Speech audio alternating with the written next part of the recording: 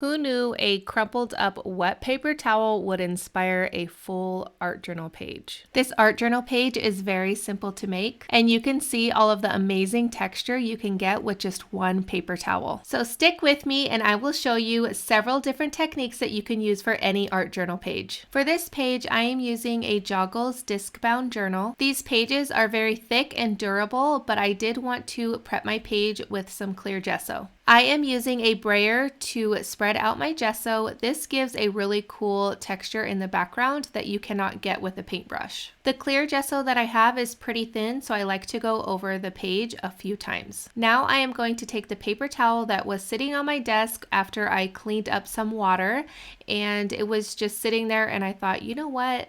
Maybe I'm going to use this for an art journal page. Little did I know that I would create probably one of my most favorite art journal pages to date. I tore it up into strips, as you can see here, and I adhered it to the page with some clear gesso. I am keeping in mind not to add too much clear gesso or else I'm going to lose all of that texture in the paper towels. After I finish adhering the strips of paper towels to the page, I am going to dry the clear gesso and then I'm going to start adding some white gesso on top. I am taking my brayer and spreading it out evenly. I don't want it too thick, I just want it to layer on top of the paper towels. I want the white gesso just on top of the paper towels because when the color seeps into the bottom, it is going to create a really cool variation in color and really cool interest as well. I am going to start off by using some distress spray stains, and I always forget that they do not work very well on white gesso. So I'm going to show you what I did and how I'm going to fix it.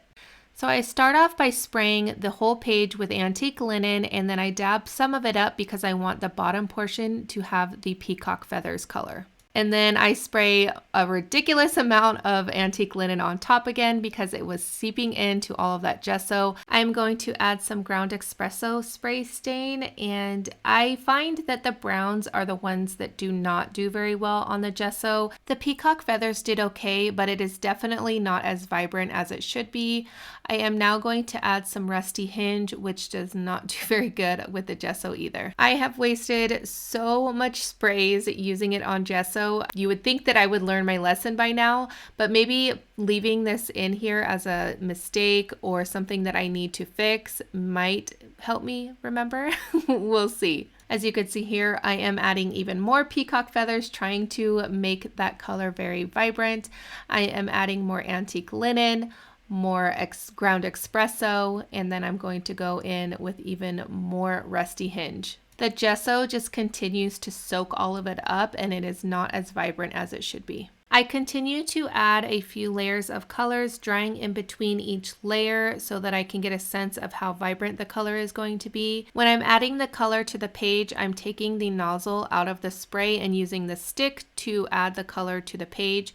I also use a little spritz of water to help the color blend out nicely. After adding several layers of color, I realized that it is not going to be the color that I wanted. So I'm going to switch it up and use my liquid acrylics. I absolutely love these liquid acrylics. I use them very often, probably more than I would like. I like to show you guys different techniques with different mediums, but sometimes, you know, something works and you just got to stick with it. So I am using Tiger Orange, which is a really great orange for that rusty look.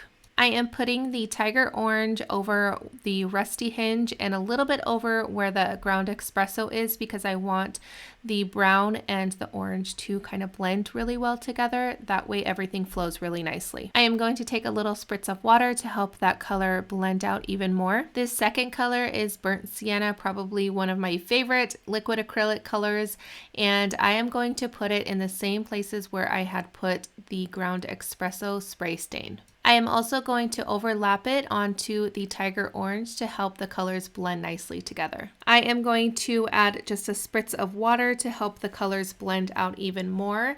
And I'm going to move on to my third color, which is Deep Turquoise. And I did add a little bit of black liquid acrylics to this turquoise color to darken it even more.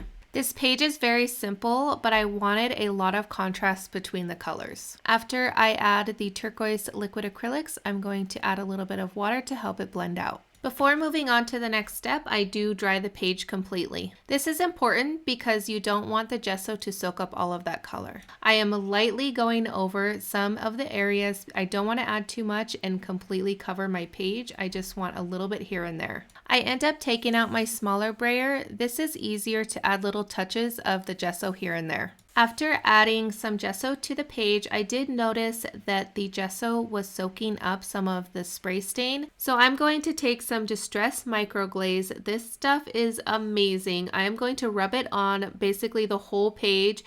This way it gives like a barrier between the color and the gesso, and that way it helps prevent the color bleeding into the gesso. I wish I would have remembered to use it before brayering on some of that gesso, but it's okay. I'm just trying to enjoy the process and just relax and create. Now that I have the microglaze on the page, I'm going to go over the areas where I already added the gesso to make sure that it is nice and white. I'm not adding too much gesso, but just enough to help break up some of that color. I wanted a lot of interest on this page because I was keeping it pretty simple. I feel like the gesso brings everything together. I'm going to be using this stamp set from Visible Image. I love this quote. It says, "Out of chaos comes creativity." I felt with everything that went wrong with the page, it turned out amazing, and I felt the quote was perfect. I cut the quote up, that way I can arrange it how I want to, and I ink the edges with some black ink. I'm going to ink the edges of the page as well, and of course I am not going to forget about the splatters. I'm using Dina Wakley's gloss spray. I absolutely love this for splatters. When adding your splatters, you want to make sure to rotate your page because you want to make sure that you get splatters in all different directions. I am now going to take a die set from Dress My Craft and add some white leaves onto the page. Keeping the leaves white gives the page a lot of interest. I'm going to now glue on the quote, which is again, "Out of chaos comes creativity," which is perfect for this page. I am just using some Fabri-Tac to glue on the quote. It is perfect and it holds up really well. I'm adding another piece of foliage to help frame the quote. I still cannot believe that this art journal page started from a napkin that was on my desk. If you want even more techniques to use in your art journaling, be sure to click on this playlist that I have created. And I want to thank you guys so much for watching, and I will catch you guys later. Bye.